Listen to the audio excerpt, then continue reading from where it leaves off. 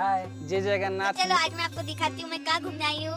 चलिए, मैं आज आई हूँ बायानपीठा मंदिर। ये उड़ीसा का खादर में माता रानी है। तो चलो, ये है मेरे पापा जो इधर खड़े हैं। तो ये है मंदिर, ये है मेरी माँ। हेलो बोल दो मम्मी। Hello guys.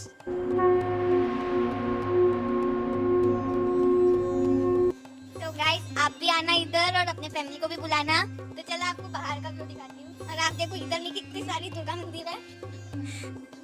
इधर हमारी कार खड़ी है और हम इधर हनुमान जी भगवान के सामने नहीं रहेंगे तो कहाँ रहेंगे। तो आप आएंगे कि नहीं वो मेरे को कमेंट में जरूर बताना। आइसक्रीम वाइसक्रीम सब कुछ है, तो तुमने देख ही लिया होगा इधर सब कुछ है। तो इधर नीचे एक पार्क है, बच्चे लोग इधर झूल सकते हैं जैसे मैं हूँ। इधर नीचे जैसे मैंने आपको बोला था कि सॉरी, तो यहाँ नीचे एक पार्क है। तो चलो आपको मैं पार्क दिखाती हूँ।